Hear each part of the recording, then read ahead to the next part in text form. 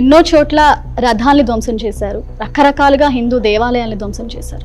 ఇవాళ నిన్న జరిగిన విషయం, నిన్నే జరిగిన ముత్యాలమ్మ విగ్రహం ధ్వంసం జరిగింది. వాడు మతి స్థిమితం లేనోడని ఎవడు సర్టిఫై చేశాడో వాడింటికి వెళ్ళి మనం బద్దలు కొట్టి ఇదే మాట మనం కూడా చెప్తే సరిపోతుంది. అంటే హిందువులని కించపరచడానికి రకరకాలైన వస్తువులను, అంటే ఆహార పదార్థాలు కల్తీ చేయడం జరుగుతుంది అనేది మనం వింటూనే ఉన్నాం. నువ్వు బిర్యానీ అనగానే పలానా వాడి దగ్గర ఆర్డర్ ఇస్తావు, కానీ ఆ బిర్యానీలో ఉమ్మేశారు అనే విషయం నీకు తెలుసా?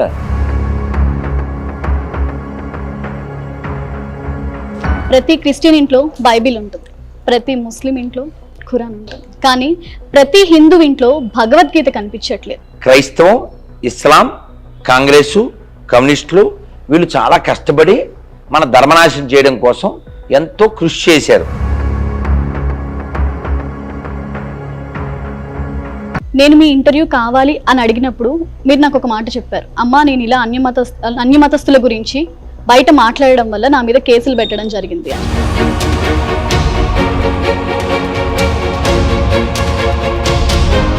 అసలు సనాతన ధర్మం గురించి మీరేం చెప్తారు? సర్వగతమైనటువంటి ఆత్మయే నీవు. ఈ ఆత్మకి పేరు, ఆత్మకి రంగు, ఆత్మకి రుచి.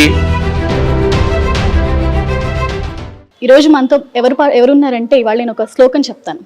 హరే రామ రామ రామ హరే హరే, హరే కృష్ణ కృష్ణ కృష్ణ హరే హరే. ఇది ప్రతి హిందువు నిత్యం పఠించాల్సిన మంత్రం. దీనికోసం రాధా మనోహర్ దాస్ గారు, అంటే ప్రతి హిందువు ఈ మధ్యకాలంలో వాళ్ళకి హిందూ మతం అంటే ఏంటో కూడా తెలియకుండా పోతుంది. వాళ్ళలో చాలా మార్పు తీసుకురావాలని ఆయన ఎంతో ప్రయత్నం చేస్తున్నారు. అలాగే చాలా మందిలో కూడా మార్పు వచ్చింది. ఒకసారి ప్రభుజీతో ఉన్న మాట్లాడదాం. నమస్తే కృష్ణ. జయ శ్రీకృష్ణ. హరే కృష్ణ తల్లి.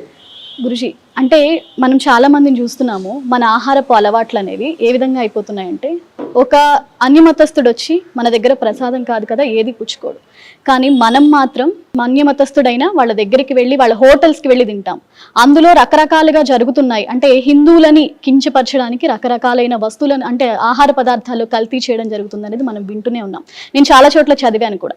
ముఖ్యంగా హిందువులకి ఈ విషయంలో మార్పు రావాలంటే ఏం చేయాలి? హరే కృష్ణ. మనం ఈ విషయంలో చాలాసార్లు మాట్లాడామమ్మా, అయినా మళ్ళీ మళ్ళీ మాట్లాడాలి. ఎందుకంటే చాలామందికి వాళ్ళు ఏం తింటున్నారో వాళ్ళకి తెలియట్లేదు, వాళ్ళు ఏం వింటున్నారో కూడా వాళ్ళకి తెలియదు. నువ్వు బిర్యానీ అనగానే పలానా వాడి దగ్గర ఆర్డర్ ఇస్తావు, కానీ ఆ బిర్యానీలో ఉమ్మేశారు అనే విషయం నీకు తెలుసా? పలానా చోట పలానాది ప్యాకింగ్ చూసి మోసపోతున్నావు. కానీ ఎన్ని వీడియోలు వచ్చినాయి, రోటీల్లో ఉమ్ము, జ్యూసుల్లో ఉమ్ము. మొన్న అయితే వాటిని ఏమంటారు, డ్రై ఫ్రూట్ డేట్స్ ప్రతిదీ ఇలా నోటితో మధ్యలో గింజ తీశారు, నోటితో. అలాగే వాటర్ బాటిల్ ప్రతి వాటర్ బాటిల్. హిందువు మారాలి అంతే. హిందువు మారాలి. ఎందుకు మారాలంటే వాడి మీద వాడికి ప్రేమ ఉంటే, దేశం మీద ప్రేమ ఉంటే. మన ధర్మనాశనం చేయడం కోసం వాళ్ళు మెడికల్ జిహాద్ చేస్తున్నారు, లవ్ జిహాద్ చేస్తున్నారు, అలాగే ల్యాండ్ జిహాదు, ఫుడ్ జిహాదు, ట్రైన్ జిహాదు. ఇంక ఒకటి కాదు, వాళ్ళు ఎలా ఉండాలో వాళ్ళు ఉన్నారు. అకార్డింగ్ టు దేర్ పుస్తకం దే ఆర్ యాక్టింగ్ విత్ మస్తకం. మనం కదా పరిశీలించాలి ఆపాద మస్తకం. కాబట్టి మనం ఎక్కడ కొంటున్నాం, ఎక్కడ తింటున్నాం మనమే చూసుకోవాలి. నేను హిందీలో మొన్న సరదాగా చెప్పాను, చొప్పదండిలో ఏం చెప్పాను, మనం తెలుగులో దేకడం మంచిదా, హిందీలో దేకడం మంచిదా? హిందీలో దేకామనుకో తెలుగులో దేకకుండా ఉండొచ్చు. హిందీలో దేకడం అంటే చూడడం. అందుకనే లాంగ్ ఎగో చెప్పారు పెద్దవాళ్ళు, తినేటప్పుడు కొనేటప్పుడు చూసుకుని చేయాలి.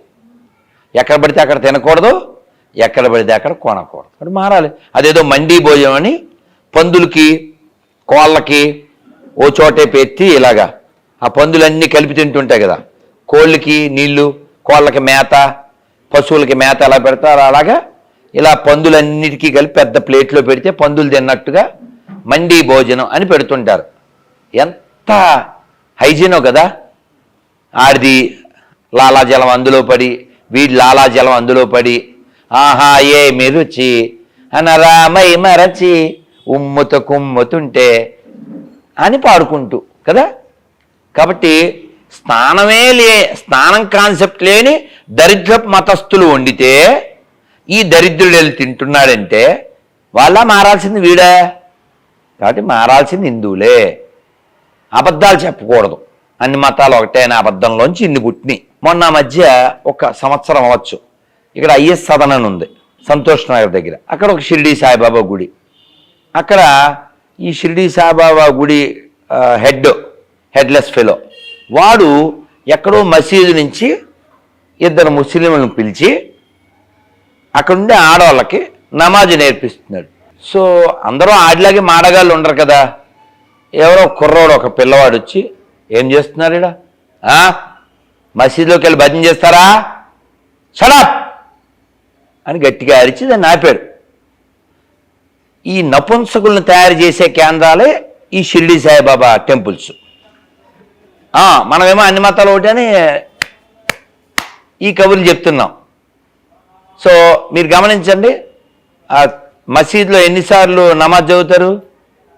5 సార్లు. షిరిడి సాయిబాబా గుళ్ళో ఆరతులు ఎన్ని? 5. అదన్నమాట. అది అట్లుంటుంది మనతోని.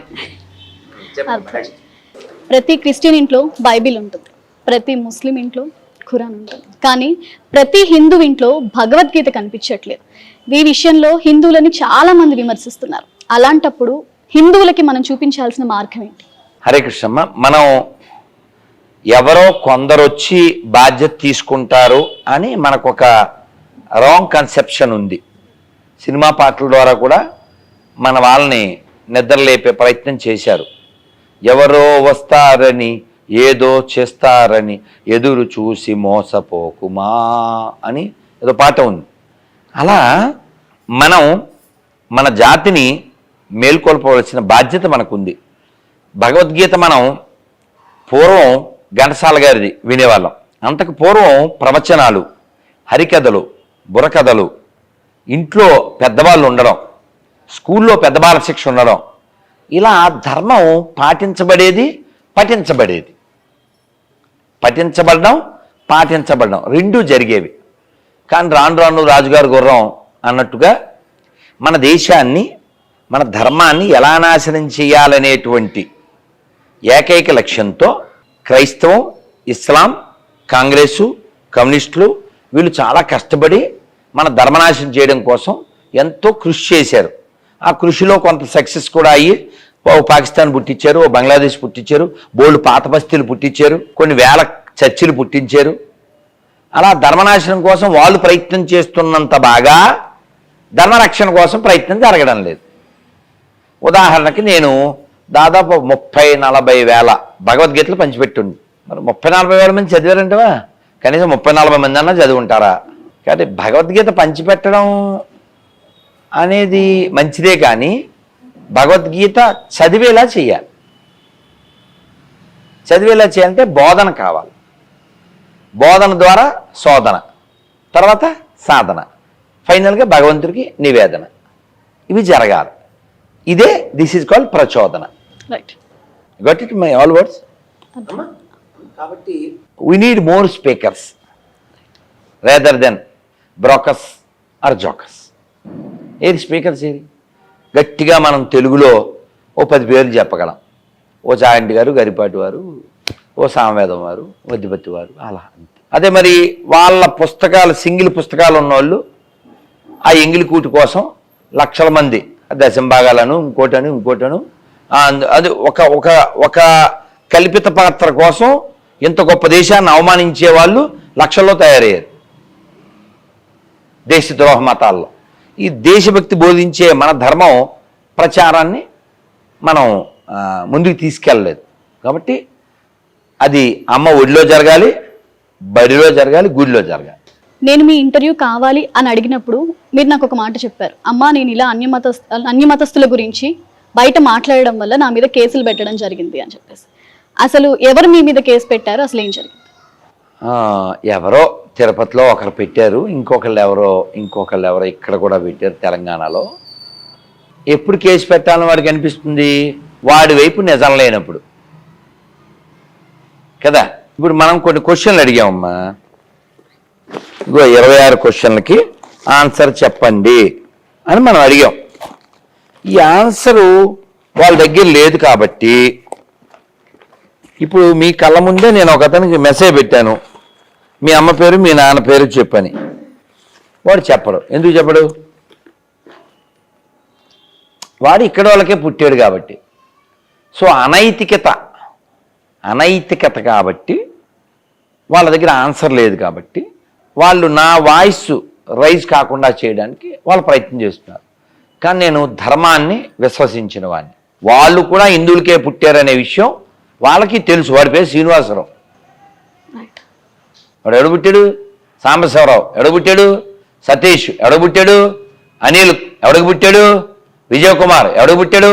సుబ్బారావు కొడుకే. కానీ వాడికి బుల్బుల్ గబ్బెక్కింది. కాబట్టి పాషండ మతాలు ఉన్నంతకాలం ప్రపంచంలో ప్రశాంతత ఉండదు. కాబట్టి చెక్ చేసుకోండి. అందుకని 26 క్వశ్చన్లు అడుగుతాం మనం. ప్రశ్నిస్తే పారిపోతాయి ఈ మతాలు. ఎన్నో చోట్ల రథాల్ని ధ్వంసం చేశారు, రకరకాలుగా హిందూ దేవాలయాల్ని ధ్వంసం చేశారు. ఇవాళ నిన్న జరిగినవి నిన్నే ముత్యాలమ్మ విగ్రహం ధ్వంసం జరిగింది. వాడెవడో పిచ్చివాడు, మతి స్థిమితం లేక ఈ పని చేశాడు అంటూ వార్త. అలా అన్న ఎదవేవడు. ఆ మతి స్థిమితం లేనోడు ఇంటికి వెళ్ళి బద్దలు కొట్టిన తర్వాత మనం చెప్దాం. వాడు మతి స్థిమితం లేనోడని ఎవడు సర్టిఫై చేసాడో వాడి ఇంటికి వెళ్ళి మనం బద్దలు కొట్టి ఇదే మాట మనం కూడా చెప్తే సరిపోతుందండి. మొన్న భూదేవి విగ్రహం బద్దలుకొట్టారు పాత బస్తీలో. వాళ్ళమ్మ వెంటనే మా వాడు మతి స్థిమితం లేదు. కానీ ఇక్కడ జోక్ చెప్పనా, ఈ మతి స్థిమితం లేని వాళ్ళంతా గుళ్ళల్లో విగ్రహాలు మాత్రం ధ్వంసం చేస్తారు. కనీసం మసీదు గోడ మీద వచ్చ కూడా పోయారేంట్రా? ఏంట్రా చెప్తున్నారు? వినేవాడు గొర్రె అయితే చెప్పేవాడు ఏదో అని. కాబట్టి మతి స్థిమితం లేనిది వాళ్ళకి కాదు, అన్ని మతాలు సమానం అనే దరిద్రులకి. కాబట్టి ఈ సంఘటన జరిగిన తర్వాత మారాలి. ఎక్కడ పూలు కొంటున్నాం, ఎక్కడ పండ్లు కొంటున్నాం, ఎక్కడ కాయగూరలు కొంటున్నాం, షాప్ పేరేంటి, ఫోన్పేలో ఏమొస్తుంది, మారాలి. ఎవరిని నువ్వు కొట్టక్కర్లేదు, ఎవరిని తిట్టక్కర్లే. కొనడం మానే, వాడిని నమ్మడం మానే, వాడికి అమ్మడం మానే. ఫినిష్. అన్ని సెట్ అయిపోతాయి. ఇక్కడ ఒక సమస్య ఉంది. ఏంటంటే మనం నిత్యం మన వాళ్ళు కొండం మానరు, వాళ్ళు కండం మానరు. వాడు కనే పని, వీడు కొనే పని. వాడు ఉమ్మేస్తే వీడు తినే పని. రైట్. గురుగారు, మన దాంట్లోనే ఒక సమస్య ఉంది. అంటే మన నిత్యం పఠించే హరే రామ అనే మంత్రం మనం నిత్యం పఠిస్తాం. కానీ ప్రభుజీలు చెప్పేది హరే కృష్ణ అని మొదలు పెడుతూ హరే రామ అని ముగిస్తున్నారు. కానీ రామావతారం ముందు కదా, కృష్ణావతారం తర్వాత కదా. ఎందుకు ముందు హరే కృష్ణ అని చెప్తూ మీ మతంలోనే మీకు ఎందుకు ఇంత అంటే సఖ్యత లేకపోవడం అనేది చాలా మంది కామెంట్ చేస్తున్నారు. తెలియక ఈ ప్రశ్న పొద్దున్న గురుజీ ఇవాళ నుంచి జపం చేద్దాం అనుకుంటున్నాను. ఒక అతను రవి అని ఫోన్ చేశాడు, మీడియా అతనే. గురుజీ నేను జపం చేద్దాం అనుకుంటున్నాను మాలతో అన్నాడు. జపం చేయనానంటే ఎలా మొదలు పెట్టాలి అన్నాడు. హరే కృష్ణ మంత్రంతో మొదలు పెట్టన్నా అంటే హరే రామ్తో చెప్పాలా హరే కృష్ణతో చెప్పాలా అన్నాడు. పర్లేదు నాన్న, మెడిసిన్ ఇలా వేసుకున్నా పర్లే, ఇలా వేసుకున్నా పర్లే, మెడిసిన్ అయితే లోపలికి వెళ్ళాలి. సో కాబట్టి హరే రామ్తో మొదలుపెట్టినా పర్లే, హరే కృష్ణతో మొదలుపెట్టినా పర్లే, మంత్రం జపం చేయాలి. ఎప్పుడో 600 సంవత్సరాల క్రితం శ్రీ చైతన్య మహాప్రభు ఈ హరే రామతో మొదలైన మంత్రాన్ని హరే కృష్ణగా మార్చారు. అప్పుడు ఉండేటువంటి సామాజిక పరిస్థితులను బట్టి. అంతే తప్ప ఎలా అయినా మంత్రం అయితే చేయాలి. అంతే. సనాతన ధర్మం అంటూ ఈ మధ్య ఏపీ పాలిటిక్స్ స్టార్ట్ అయిన దగ్గర నుంచి చాలా మంది హిందువుల్లో సనాతన ధర్మం అంటే ఏంటి అని తెలుసుకోవాలనే ఆతృత ఏర్పడింది. అసలు సనాతన ధర్మం గురించి మీరేం చెప్తారు? సనాతనం నిత్యనూతనం, ఎప్పుడూ ఉండేదాన్ని సనాతనం అంటారు. చిరపురాతన నిత్యనూతన. మీరు కావాలితే గూగుల్ తల్లిని అడగండి, లేదు నేరుగా వెళ్ళి పరిశీలించండి. ప్రపంచంలో ఎక్కడ తవ్వినా మనకు సంబంధించినటువంటి ఎవిడెన్స్లే ఉంటాయి. ఎందుకుంటాయి అంటే ఇది ఆది అంతం లేనిది కాబట్టి. కొన్ని కోట్ల సంవత్సరాల ఫాసిల్ అంటారే, చిరాజములు మనకు సంబంధించినవి ఉన్నాయి. ఉదాహరణకి రామాయణంలో సుందరకాండలో హనుమంతుడు నేను లంకలో రావణాసుడి దగ్గర 4 దంతాలుండే ఏనుగుని చూశాను అన్నాడు. రామాయణంలో ఉంది. అలాంటి దొరికింది ఫాసిల్ ఒకటి. అది దొరికింది. సో రామాయణ వాక్కు నిరూపించబడిందా లేదా? అలా ఎన్నో, అది నేను ఒకటే చెప్పాను, అలా ఎన్నో. అలాగే ఒకసారి మహాభారత యుద్ధం చేసిన ఒక ఆయన చేతి కంక దొరికింది. ఇలా చాలా చాలా ఎవిడెన్స్లు మనకు ఉన్నాయి. ఆ మధ్య ఒక స్కెల్టిన్ దొరికింది, చాలా పెద్దగా ఉంది, పెద్ద పాము. దానికి పేరు ఏం పెట్టారు? వాసుకి అని పెట్టారు. వాసుకి ఎవరు? మందర పర్వతాన్ని చిలికిన పాము, అంత పెద్దది ఉందంట. దాని వయసే కొన్ని వేల కోట్ల సంవత్సరాలు. అలా ఎన్నో మనకు సంబంధించినటువంటి దేవాలయాలు, విగ్రహాలు, శిలాజాలు, స్కెల్టిన్ ఎన్నో బయటపడుతూ ఉన్నాయి. అయితే ఈ సనాతన ధర్మం ఏం బోధించింది, ఏం బోధిస్తుంది? ఈ భూమి మీద యదృశ్యం తన్నశ్యం, కనబడేది ఏది కనబడదు, అంతా నశించిపోయేదే అని బోధిస్తుంది. కాబట్టి నిత్యమైనది ఏమిటి? నిత్యో నిత్యానాం చేతనశ్చేతనానాం. ఎప్పుడు నిత్యమై ఉండేటువంటిది ఆత్మ. ఆత్మ సర్వగతః. కాబట్టి సర్వగతమైనటువంటి ఆత్మయే నీవు. ఈ ఆత్మకి పేరు, ఆత్మకి రంగు, ఆత్మకి రుచి, ఆత్మకి కులం, ఆత్మకి మతం, ఆత్మకి ప్రాంతం ఏమీ లేవు. అది నువ్వు. అందుకనే ఉపనిషత్తులను పాటించే వాళ్ళు ఒకరు చెప్తూ ఉంటారు, నాయతి నేతి నేతి నేతి నేతి. అంటే నేతి నేతి మీన్స్ నయితి నయితి నయితి, ఐ ఆమ్ నాట్ దిస్, ఇది నేను కాదు, ఈ కనబడేది శాశ్వతం కాదు, బ్రహ్మ సత్యం జగన్మిథ్య. ఇలా ఎన్నో ఉపనిషత్తు వాక్యాలు ఉన్నాయి. కాబట్టి ప్రపంచం బాగుండాలంటే సనాతన ధర్మాన్ని పాటించాలి. సనాతన ధర్మం అందరి మేలు కోరుతుంది. దేవుడి పేర్ల కోసం కొట్టుకు సావదు. మా దేవుడు గొప్ప, మా దేవుడు గొప్ప, అది మూర్ఖవాదం. కాబట్టి అలాంటి మూర్ఖత్వాన్ని మనం రిజెక్ట్ చేస్తూ ఏకమేవ బ్రహ్మణ ద్వితీయ, ఒకడే కానీ ఆయన్ని చాలా పేర్లతో పిలవచ్చు, చాలా పేర్లతో కొలవచ్చు, చాలా పేర్లతో తలవచ్చు. మనకు ఆ ఫెసిలిటీ, ఆ ఫ్రీడమ్ ఉంది. కాబట్టి ఎవరైనా ఉదాహరణకి ఆయన క్రిస్టియన్ జోసెఫ్, కానీ ఆయన శివుడు అంటే ఇష్టం, శివభక్తి.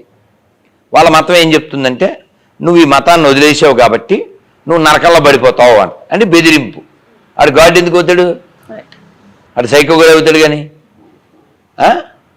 సో మనం ఉదాహరణకి ఓ శివభక్తుడు ఆడు పూజ మానేసి వాడు గొర్రె అయిపోయాడు అనుకోండి. ఓ విష్ణు భక్తుడు ఆడు పూజ మానేసి ఇంకో దాంట్లోకి వెళ్ళిపోయాడు అనుకోండి. వెంటనే విష్ణుమూర్తి చక్రం పట్టుకొచ్చి ఆయన నేసాడు, శివుడు శూలం పట్టుకొచ్చి నేసాడు. ఎందుకంటే మనకు నేర్పలేదు అవి, మన ధర్మం అలా చెప్పలేదు. కానీ వాళ్ళ మతం అలా ఒప్పుకోదు. వాడు అందులోనే ఉండాలి, అలా ఉండకపోతే ఆడు వేసేస్తాడు. అంటే సైకో అన్నమాట. సో మనకు అది లేదు. నువ్వు అసలు ఈ జననమన్న చక్రం అనే సైకిల్లోంచి ఎలా బయటికి వెళ్ళాలని చెప్పుద్ది తప్ప ఈ సైకోలా ప్రవర్తించమని ఉండదు. ఓ జోక్ చెప్తాను, తర్వాత మీరు క్వశ్చన్ అడుగు. ఆ జోక్ ఏంటంటే, ఉదాహరణకి ఇక్కడ ఓన్లీ మా ఛానల్ వాళ్ళు మాత్రమే ఉండాలి అన్నావు అనుకో నువ్వు, దాని అర్థం ఏంటి? ఆ ఛానల్లో వెళ్ళిపోమని బెదిరిస్తున్నావు అని అర్థం. అంటే ఆల్రెడీ వాళ్ళు వచ్చారు కాబట్టి, అంతే కదండి. ఉదాహరణకి అలాగా మన బుల్బుల్ బుక్కుల్లో ఉంటుంది, నేను తప్ప నీకు మరి ఒక దేవుడు ఉండకూడదు, నువ్వు ఎవరికి సాగిల పడరాదు అంటే ఏంటిరా? అంతకుముందు ఆల్రెడీ గాడ్ కాన్సెప్షన్ ఉంది, చాలామంది మొక్కుతున్నారు. వీడు కొత్తగా పార్టీ పెట్టాడు, వీడికే మొక్కాలి, వీడి పార్టీలోనే చేరాలి. వాళ్ళ పనికి వాళ్ళ బుక్లో రాసి ఉంది ఏమని, ఎవరైనను సూర్యుడికి కానీ చంద్రుడికి కానీ మొక్కినేర్లా వాడిని ఊరి చివరికి తీసుకెళ్ళి రాళ్లతో కొట్టి వాడు గాడ్డా మ్యాడ్డా? వాడు గాడ్డా మ్యాడ్డా? ఏమంటే ఆ సూర్యుడు చంద్రుడు సృష్టించిన వాడే కదా, వాడు సృష్టించిన దానికే మొక్కితే వీడికి బీపీ వచ్చి చంపేమంటే వీడు అన్ఫిట్టే కదా. వాడు ఎవడో పెట్టాడు, నేను అది పెట్టి నిజమేనా అని అడిగా ఓ గొర్రెని. అడిగితే నిజమే అన్నాడు. సార్ వాడు గాడ్ ఏంటి సార్? ఎవడు చెప్పాడంటే సృష్టికర్త అన్నాడు. సృష్టికర్త ఎవడన్నా? దేవుడు దాన్ని సృజించను, దేవుడు దాన్ని పుట్టించను, దేవుడు దాన్ని అని చెప్పాడు. నేను అన్నాడు వాడి పేరేంటన్నా, ఇంకా రాలేదు. దేవుడి పేరేంటి? వాడికి పేరు ఉండదా? సో కాబట్టి ఇవి మూర్ఖ మతాలు, మూఢ మతాలు, పాషండ మతాలు, అనైతిక వ్యభిచార మతాలు. కాబట్టి ఈ మతాల నుంచి ప్రపంచం రక్షించబడాలి. సనాతన ధర్మం గురించి మొదలైన తర్వాత తిరుపతి ఇష్యూ నుంచి సనాతన ధర్మం అనేది మనకి అంటే చాలా మంది ఈ విషయం గురించి తెలుసుకుంటున్నారు. అసలు తిరుపతిలో డిక్లరేషన్ పెట్టిన దగ్గర నుంచి అంటే ఎవరైనా ఈ డిక్లరేషన్ తీసుకోవడాన్ని మీరు యాక్సెప్ట్ చేస్తారా? అంటే డిక్లరేషన్ మీద సంతకం పెట్టి అది క్రిస్టియన్ అయినా లేదంటే ముస్లిం అయినా తిరుపతి దర్శనం చేసుకోవచ్చు ఒకవేళ క్రిస్టియన్ వస్తే కనుక, దీన్ని మీరు యాక్సెప్ట్ చేస్తారా? కాదమ్మా, నేను యాక్సెప్ట్ చేసేది ఏంది, నువ్వు యాక్సెప్ట్ చేసేది ఏందమ్మా? అబ్దుల్ కలామే యాక్సెప్ట్ చేశారు. అంటే అక్కడ క్రిస్టియన్ ని మనం వద్దు అనుకుంటున్నాము, వద్దు అనుకుంటున్నప్పుడు నేను డిక్లరేషన్ మీద సంతకం పెట్టి. కాదమ్మా, ఇప్పుడు మా రూమ్ అమ్మ, మేము అద్దె కొంపలో ఉంటాం. ఎవరన్నా వస్తే కాలు కడుక్కున్నావా, పోనా ట్యాబ్ చూపించు అని చెప్తాను. ఒక అద్దె కొంపలో ఉండే నేనే కొన్ని కస్టమ్స్ ఫాలో అయినప్పుడు అంత దివ్య స్థలంలో కొన్ని కస్టమ్స్ ఉండవా, కొన్ని సిస్టమ్స్ ఉండవా? ఓన్లీ నా ఇష్టమ్స్ అంటే ఎలాగమ్మా? కదా కదా ఇప్పుడు నేను భజన చేసుకోవాలి, వాన వస్తుంది, ఇంకా దగ్గరలో మసీదు ఉంది, పర్లేదంట భజన చేసుకోవచ్చు అంటవా? ఒప్పుకుంటారా? ఒప్పుకుంటారా? మరి మొన్న మధ్య బాగా తుఫాన్ వచ్చింది తమిళనాడులో, వస్తే గుళ్ళో ప్లేస్ ఇచ్చారు, వాళ్ళు గుళ్ళోనే నమాజ్ చేసుకున్నారు, అంతా వన్ సైడే. సో కాబట్టి ఖచ్చితంగా మనం గుళ్ళో డిక్లరేషన్ ఆడటం దోషమే కాదే. ఇంకో విషయం, నిన్ను ఎవరన్నా పిలిచాడా గుడికి రమ్మని? నిన్ను ఎవరన్నా పిలిచాడా? రే నువ్వు కానీ వెంకటేశ్వర మాకపోతే నరకానికి వెళ్ళిపోతావు ఎవరన్నా బెదిరించాడా? నీ అంతటి నువ్వు రావాలనుకున్నావు, వచ్చినప్పుడు గౌరవించు. ఫర్ ఎగ్జాంపుల్ ఇప్పుడు నన్ను ఇంటర్వ్యూకి అడిగారు, సరే ఇవాళ కుదిరింది, సరే నేను రాలేనమ్మా స్టూడియోకి, గుళ్ళో పెట్టుకుందాం అన్నాను. మీ స్టూడియోకి రావాల్సిందని నువ్వు బెదిరించలేవుగా. ఎందుకు బెదిరించలేవు? అడిగింది నువ్వు కాబట్టి కదా. సార్ ఇంతే నా కుర్చీలు, పెద్ద పెద్ద సోఫా సెట్ లేవంటే నువ్వు తీసుకురా అంటాను. ఎందుకంటే నేను చెప్పలేను కదా, ఉదాహరణ చెప్తున్నా. నువ్వు కదా దర్శనానికి వస్తా అన్నావు, నేను ఎవడో పిలవలేక ఎన్నడూ చేయలే కదా. అలా అలా దర్శనానికి వస్తా అన్నావు కాబట్టి ఫాలో అవ్వు. ఇదేం హిందూయిజం, ఇదేం సెక్యులరిజం అని వాగుతున్నావంటే నీ నిజబుద్ధి అది, నీ గొర్రె బుద్ధి అది నువ్వు నిరూపించుకుంటున్నావు. అది కాకుండా don't apply secularism at religious place, don't apply religion at secular place కదా. ఇండియా చాలా గొప్పది కాబట్టి, ఈ దేశం గొప్పది కాబట్టి ఎటువంటి నేనే నెంబర్ 1 అని సినిమా సాంగ్ ఉంది. అలాంటి వాళ్ళని కూడా మనం ఎక్కడో తీసుకెళ్ళి అదే సినిమాలు చెప్పినట్టుగా మిమ్మల్ని ఎక్కడికో తీసుకెళ్దాం ఉంటున్నాం, వాళ్ళు రారు. అలాంటి వాళ్ళని ఏదో చేస్తున్నారు అమ్మా. ఇక్కడ ఒక చిన్న శ్లోకం, అంటే మీ ముందు చెప్పగలిగేంత గొప్పదాన్ని కాదు, కానీ నన్ను అడిగారు కాబట్టి నేను ఇవాళ మిమ్మల్ని ఈ మాట. ఏ యథా మాం ప్రపద్యంతే తాం తదైవ భజామ్యహం మమ వర్త్మాను వర్తంతే మనుష్య పార్థ సర్వశః. దీని వెనకాల అంటే కృష్ణుడు ఎలా చూస్తే అలా కనిపిస్తాడు, అటు యేసుగా చూసినా ఇటు ఎలా ఆరాధించినా కూడా అలా కనిపిస్తాను. ఇప్పుడు ఏమంటున్నారంటే ఎలా ఆరాధించినా కృష్ణుడు అలాగే కనిపిస్తాడు కాబట్టి ఎందుకు అన్య మతస్థుల మీద హిందువులు ఎందుకు ఇప్పుడు మనం బైబిల్ని తిట్టుకుంటున్నాం, ఇలా రకరకాలుగా మాట్లాడుకుంటాం. కృష్ణుడే చెప్పాడు కదా ఎక్కడ అన్ని చోట్ల నేనే ఉన్నాను అని. సో దీని గురించి మీరు ఏ వివరణ ఇస్తారు? వాడు కూడా అది ఒప్పుకుంటాడా? నువ్వు చెప్పింది ఆడు కూడా ఒప్పుకుంటాడా? నువ్వు చెప్పింది ఆడు కూడా ఒప్పుకుంటాడా? క్వశ్చన్ చేశాడు కదా, వాడు ఒప్పుకుంటాడా? మరి వాడు ఒప్పుకున్నప్పుడు క్వశ్చన్ చేయకూడదుగా. నీకు అర్థమైందమ్మా? అర్థమైంది. ఉదాహరణకి ప్రకాష్ రాజు, అతనికి హిందూ ధర్మానికి ఏం సంబంధం లేదు, అతను గొర్రె, వాళ్ళ అమ్మ గొర్రె, అతనే చెప్పాడు, నేను చెప్పలే. ఏబిఎన్ ఇంటర్వ్యూలో మా అమ్మ అప్పుడప్పుడు చర్చికి తీసుకెళ్ళమంటది, నేను తీసుకెళ్తాను అన్నాడు. బికాజ్ ఈజ్ ఏ గొర్రె. అతను చర్చిలో ప్రార్థనలో పాల్గొన్నాడు. గొర్రె అంటే తిట్టు కాదు, please recognise my lord. Okay. So అమ్మ నీ పేరు నాకు తెలియదు, యాంకర్. యాంకర్ అంతే, అదేం తిట్టు కాదుగా. యాంకర్ యాంకర్ అంటే ఆ తిట్టు ఎందుకు అయింది? అది అలా గొర్రె కూడా తిట్టు కాదు. సో నువ్వు మీడియాలో పనిచేస్తున్నా యాంకర్వే, అది అతను కెమెరామ్యాన్, అలా వాళ్ళు గొర్రె అంతే. సో అతను ఏదో పవన్ కళ్యాణ్ ఏదో మాట్లాడితే ఏదేదో అతను సంబంధం లేనిదని వాగేశాడు. అతను ఎవడో కెలకలేదు, అతను సంబంధమే లేదు. అవునా? ఎందువలన? యాక్చువల్గా Islam or Christianity, Congress or communism, ఈ 4 ఒకే తానుగొడ్లో, ఇవన్నీ అవుట్ టు డివైడ్ మీద పనిచేస్తుంటాయి. మళ్ళీ కబుర్లు ఏం చెప్తుంటాయి? అన్నీ ఒకటిలాగా మాట్లాడుతుంటాయి. ఇందాక ఎవరో ఒక అబ్బాయి వైజాగ్ నుంచి అనుకుంటా, మా ఫ్రెండు మెసేజ్ పెట్టాడు అని, ఓ పెద్ద మెసేజ్, వాళ్ళ ఫ్రెండ్ ముస్లిము ఫ్రెండ్ పెట్టి, మాకు కోవిడ్లో తబ్లిగ్ జమాతే ఇలా అవమానాలు వచ్చినాయి అని ఏదో పెట్టాడు. పెడితే అడుగు మీ ఫ్రెండ్ని, 15 నిమిషాల్లో హిందువులందరినీ చంపేస్తాం అన్నవాడు మా ముస్లిం కాదని మీ ఫ్రెండ్ చెప్పగలడా? దేవాలయాలను ఆక్రమించి మసీదులుగా మార్చిన వాళ్ళు ముస్లిమ్స్ కాదని చెప్పగలడా? హిందూ దేవాలయాల్ని స్థలాల్ని ఆక్రమిస్తున్న వాళ్ళకి మా ఇస్లాంకి సంబంధం లేదు, తినే దాంట్లో ఉమ్ము వచ్చా పోసేవాడు ముస్లిం కాదని చెప్పగలడా మీ ఫ్రెండ్? ఒకసారి అడుగమ్మా అన్న వస్తాడా? కాబట్టి ఈ కహానీలు మనకి అక్కర్లేదు. మన ధర్మం మనకు కావాలి. ఈ సనాతన ధర్మం అనేది ఎప్పుడూ ఉండేది, చిరపురాతనం, నిత్యనూతనం. అయితే దీన్ని నాశనం చేయడం కోసం ప్రయత్నాలు ఒక 2000 సంవత్సరాల నుంచి జరిగినాయి. ఎందుకు అంటే దీన్ని ఓన్ చేసుకోవడానికి, అంతకుమించి ఏం లేదు. వాడు ఓపెన్ మీరు నెట్లో కొట్టచ్చు, మీరు నెట్లో కొట్టి చూడొచ్చు. వాడి పేరు ఉపేంద్ర. ఉపేంద్ర అంటే ఎవరు? ఉపేంద్ర ఎవరి పేరమ్మా? విష్ణుమూర్తి పేరు కదరా, అవునా?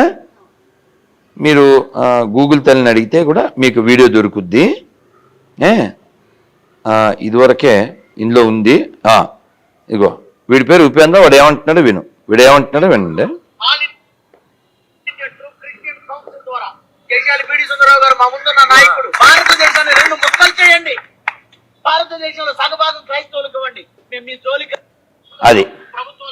అది ఈ ఆలోచన ఎలా వస్తుందండి? భారతదేశాన్ని 2 ముక్కలు చేయండి. ఆల్రెడీ చేశారు. భారతదేశం నుంచి పాకిస్తాన్ ముక్క, బంగ్లాదేశ్ ముక్క. ఇలా ఈ ముక్కలు చేసే కాన్సెప్ట్లన్నీ ఎక్కడి నుంచి వస్తాయంటే పుస్తకాల నుంచి వస్తుంటాయి. మనం ఏం చెప్తాం?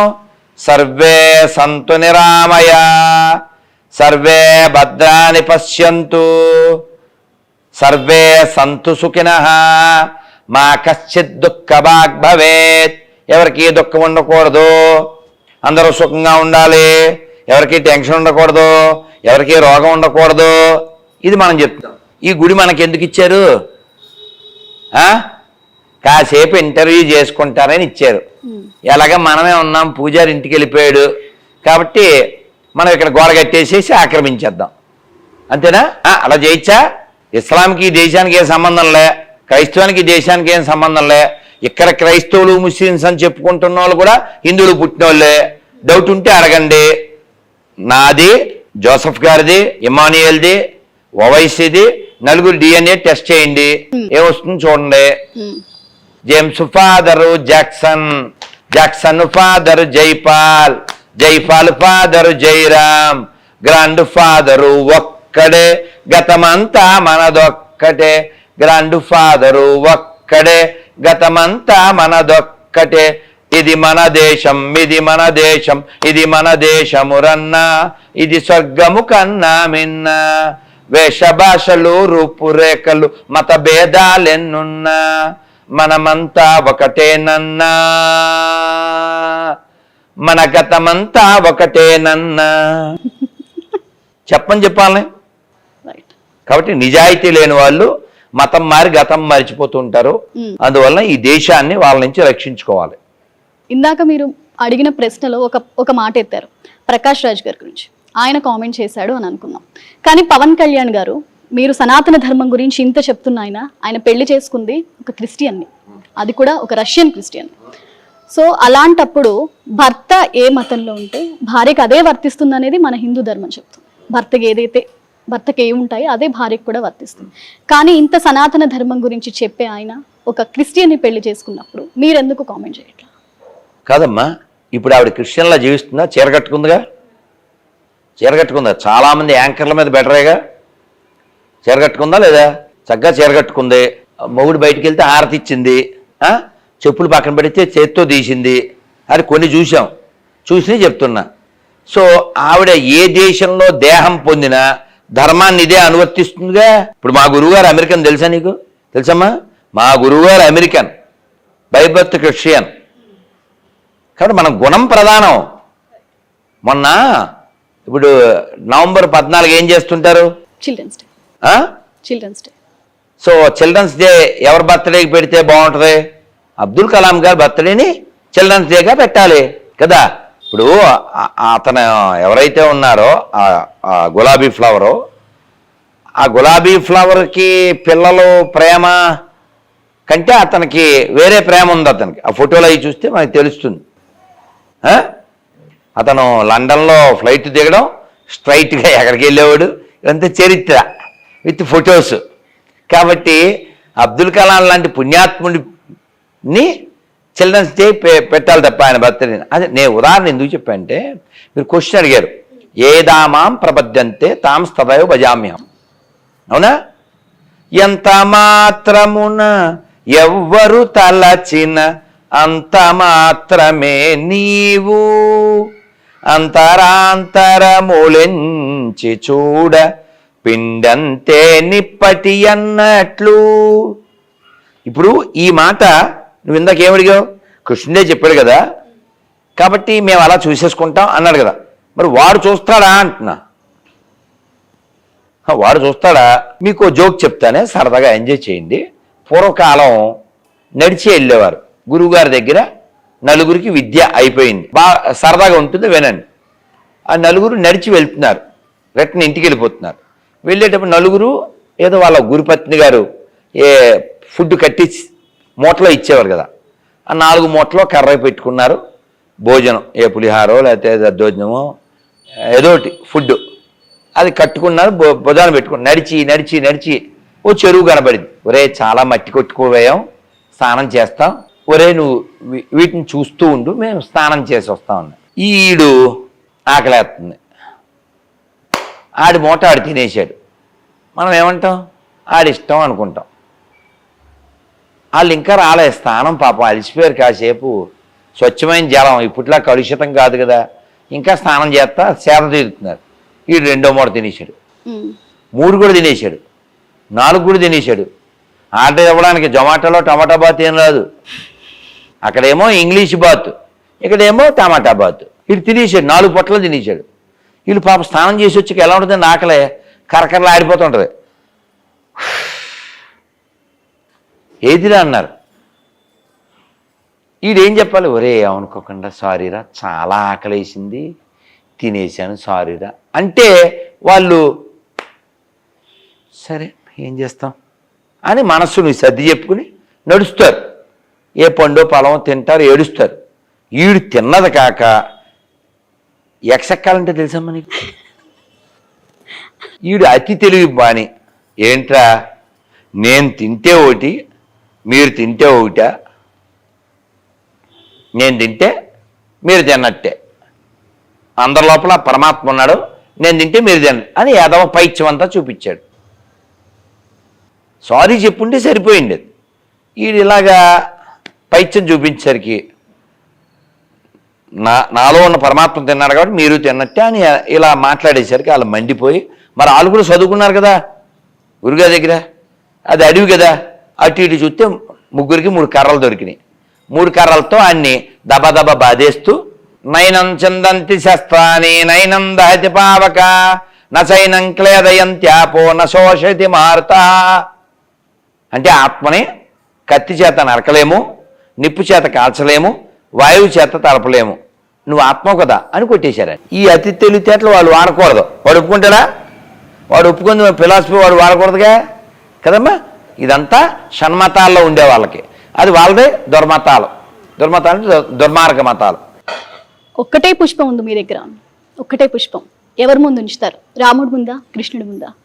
అసలు 2గా కాదు.